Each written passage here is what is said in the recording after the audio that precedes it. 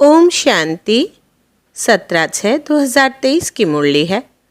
मुख्य रूप से बाबा ने कहा, तुम्हारा यह जन्म हीरे जैसा है।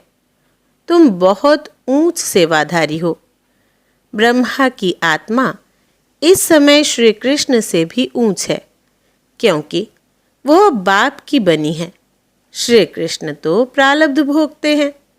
आगे कहा, तुम्हें बाप दादा की श्रीमत के डायरेक्शन पर चल देही अभिमानी बनना है। चित्र को देखते हुए भी विचित्र बाप को याद करना है। फिर कहा, बुद्धि को रोज ज्ञान का भोजन दे शक्तिशाली बनाना है। योग से बुद्धि रूपी बर्तन पवित्र बनाना है। हमने विचित्र बाप का हाथ पकड़ा है। इस निश्चय से घड़ी घड़ी बाप को याद करना है। कोई को भी दुख नहीं देना है। अब सुनते हैं महावाक्यों को विस्तार से। बाबा ने कहा, मीठे बच्चे, तुम्हें बाप दादा की श्रीमत के डायरेक्शन पर चल देही अभिमानी बनना है। चित्र को देखते हुए भी विचित्र बाप को याद करना है। प्रश्न है, किस एक बलिहारी के कारण तुम बच्चे लकी स्टार्स गाए हुए हो?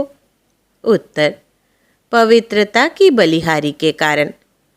तुम इस अंतिम जन्म में पवित्र बन भारत को पवित्र बनाने की सेवा करते हो।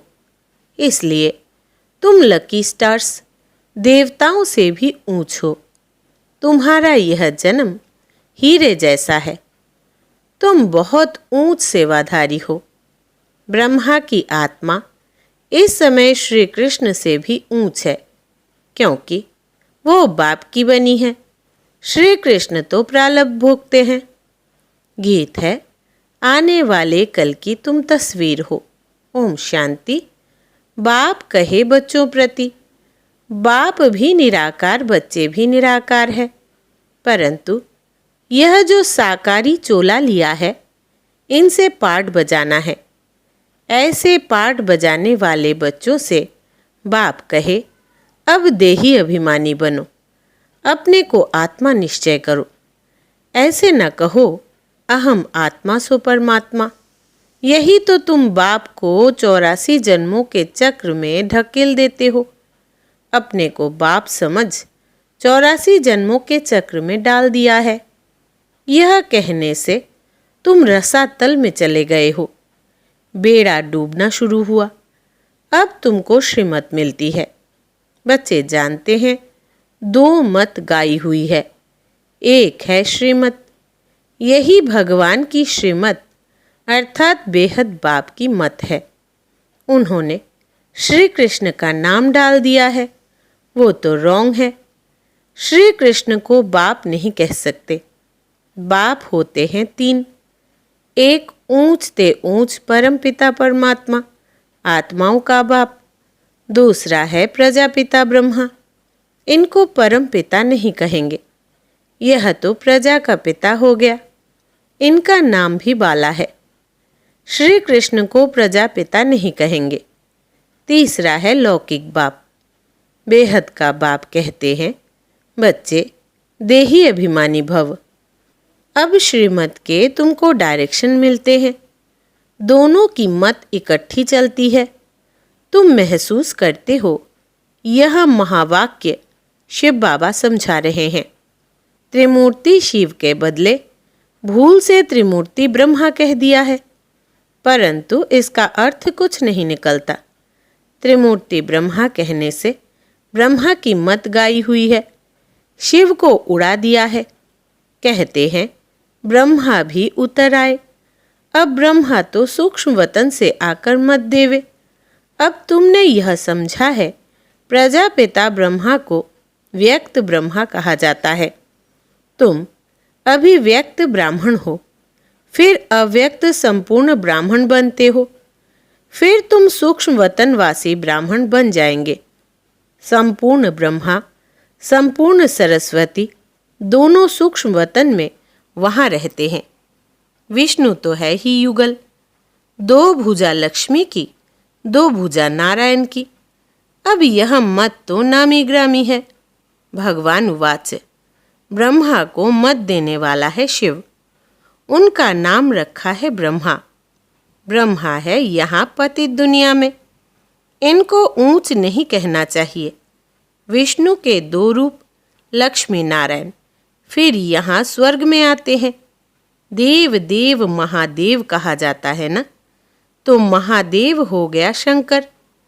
बच्चे तो समझते हैं शिव है ऊंचते ऊंच बाप। फिर सूक्ष्म वतन की रचना रचते हैं। मूल बात है श्रीमत पर चलना। ब्रह्मा भी श्रीमत पर चल इतना नामी ग्रामी बना। मुरब्बी बच्चा एक ही ब्रह्मा है। शिव बाबा भी एक, ब्रह्मा भी एक ही है। प्रजापिता ब्रह्मा कहा जाता है ना। प्रजापिता विष्णु व प्रजापिता शंकर नहीं कहेंगे। अभी तुम प्रजापिता ब्रह्मा के सामने बैठे हो। बाप कहते हैं गृहस्थ व्यवहार में रहते अपने को आत्मा निश्चय करो। निरंतर मुझे याद करने का पुरुषार्थ करो। फिर है त्याग की बात।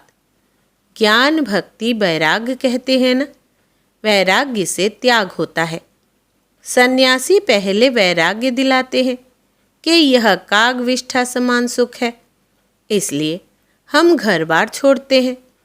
कहते भी है कि भारत सतयुग में स्वर्ग था।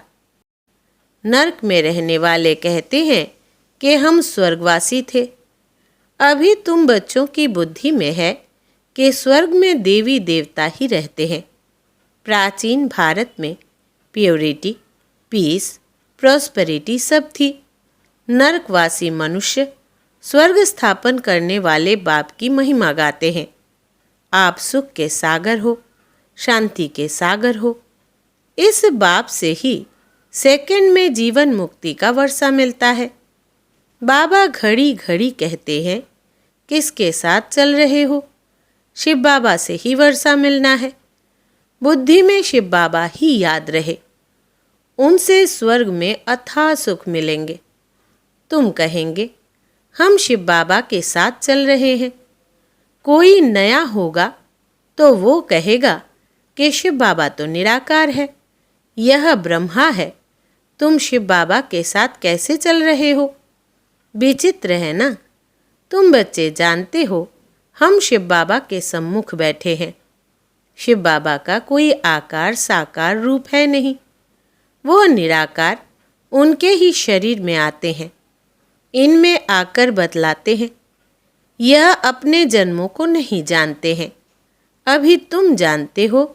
बरोबर हमने 84 जन्म पूरे किए। 84 जन्म ही गाए जाते हैं।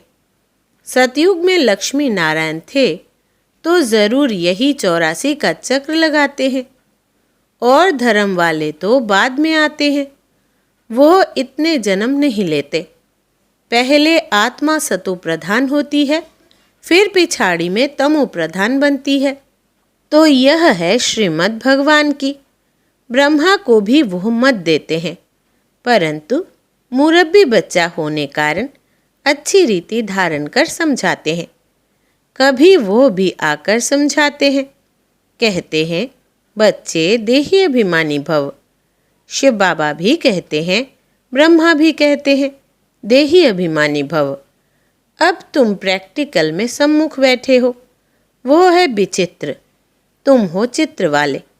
सबको कहते हो हे भाई, हे आत्माएं, बाप को याद करो। आत्माओं से बात करते हैं। एक दो को सावधान कर उन्नति को पाओ। यह ब्रह्मा के तन द्वारा बाप कहते हैं मुझ बाप को याद करने से स्वर्ग का वर्षा मिलेगा। इन भूतों के वश नहीं होना। पहला नंबर है अशुद्ध अहंकार।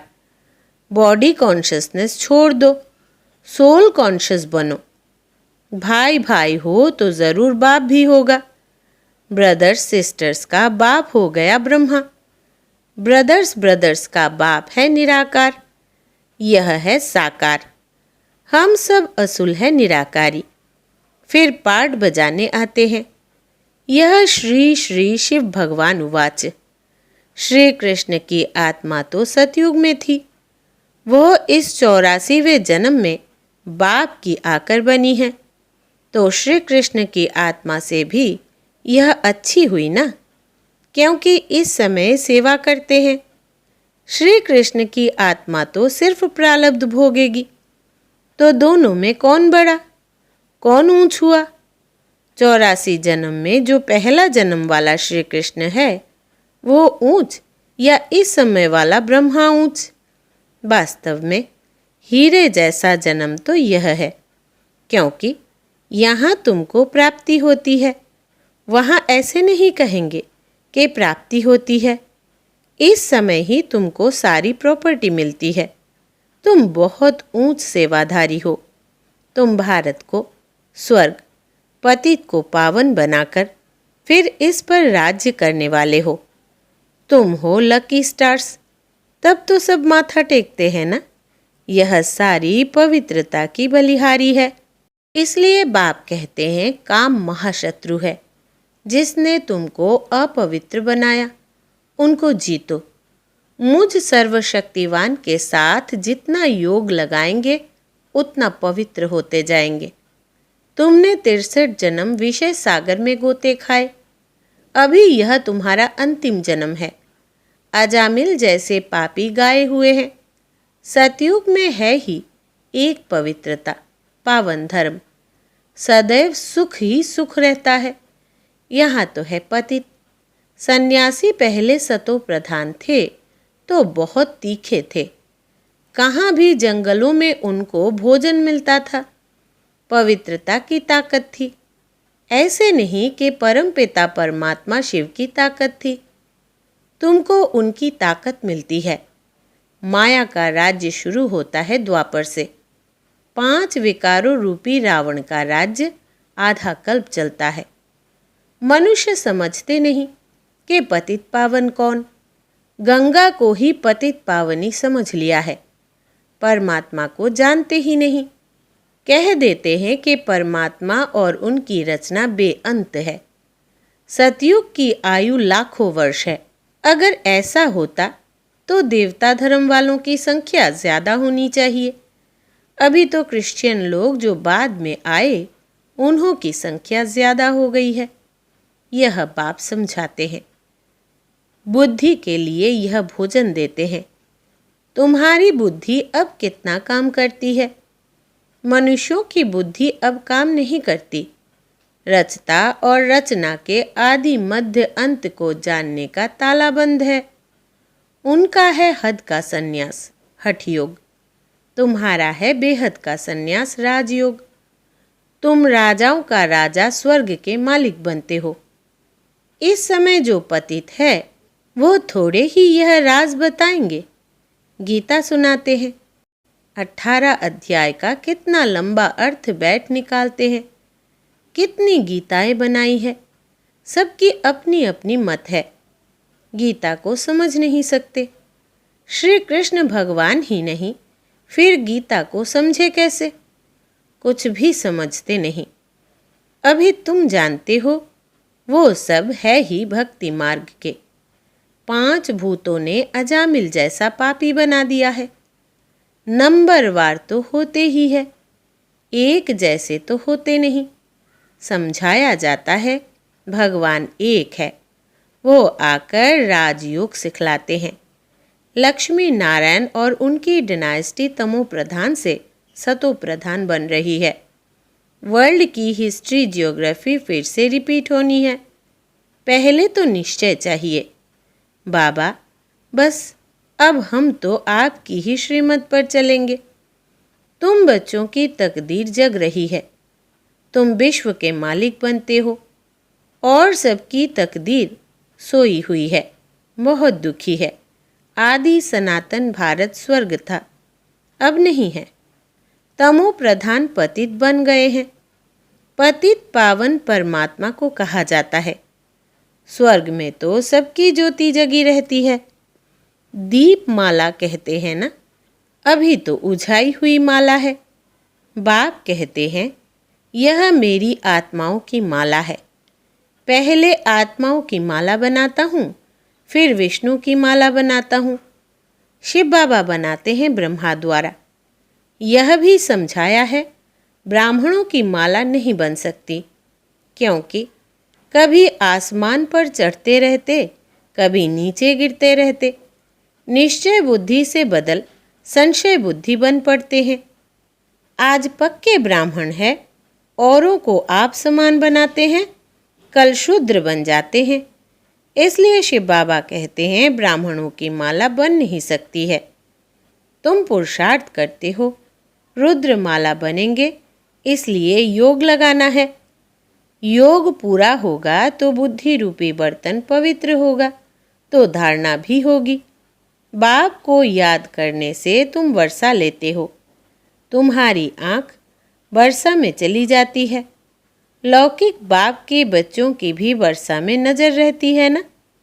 कोई कोई बच्चे कहते हैं यह बूढ़ा कब मरेगा तो हमको मिल्कियत मिलेगी।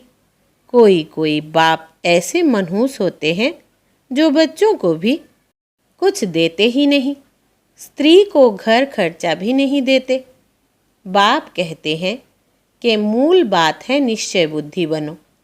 तुमने विचित्र का हाथ पकड़ लिया है। इस चित्र द्वारा कहते हैं मुझे याद करो। तुम्हारी जिन्न जैसी बुद्धि होनी चाहिए। शिव बाबा परम धाम में रहते हैं। अभी शिव बाबा मधुबन में मुरली चलाते होंगे। घड़ी घड़ी शिव बाबा को याद करना पड़े। अभी तुम यहाँ बैठे हो।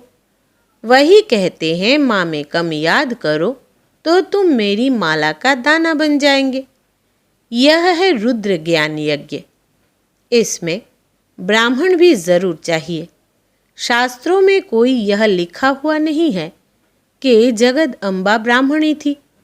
यह बाप ही समझाते हैं। परंतु माया भी बड़ी तीखी है। निश्चय होते होते माया फिर झट संशय में ला देती है।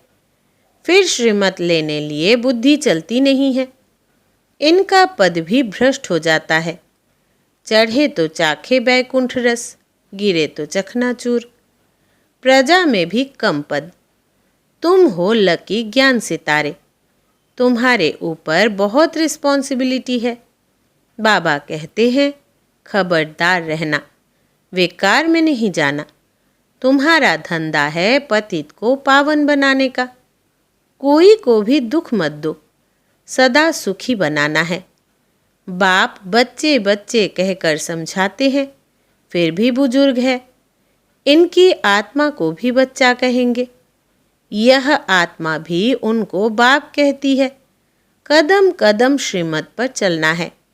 सेंटर्स सब शिव बाबा के हैं, किसी मनुष्यों के नहीं।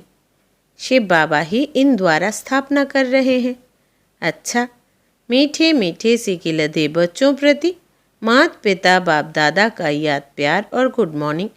रूहानी बाप की रूहानी बच्चों को नमस्ते और हम रूहानी बच्चों की रूहानी बाप दादा को याद प्यार, गुड मॉर्निंग और नमस्ते बाबा नमस्ते। धारणा के लिए मुख्य सार। पहला, बुद्धि को रोज ज्ञान का भोजन दे, शक्तिशाली बनाना है। योग से बुद्धि रूपी बर्तन पवित्र बनाना है। दूसरा, हमने विचित्र बाप का हाथ पकड़ा है। इस निश्चय से घड़ी घड़ी बाप को याद करना है। कोई को भी दुख नहीं देना है। वरदान है रियलाइजेशन द्वारा निर्बल से शक्तिशाली बनने वाले मास्टर सर्वशक्तिवान भव। विस्तार है, मानव जीवन की मानवता का आधार आत्मा पर है। मैं कौन सी आत्मा हूँ, क्या हूँ? यदि यह रियलाइज कर ले तो शांति स्वधर्म हो जाए। मैं श्रेष्ठ आत्मा हूँ, सर्वशक्तिवान की संतान हूँ। यह रियलाइजेशन निर्बल से शक्तिशाली बना देती है। ऐसी शक्तिशाली आत्मा व मास्टर सर्वशक्तिवान आत्मा जो चाहे जैसे चाहे वो प्रैक्टिकल कर सकती है। स्लोगन है, जो मनसा महादानी है वो कभी भी संकल्पों के वश नहीं हो सकते। जो मनसा महादानी है वो कभी भी संकल्पों के वश नहीं हो सकते। अच्छा, ओम शांति।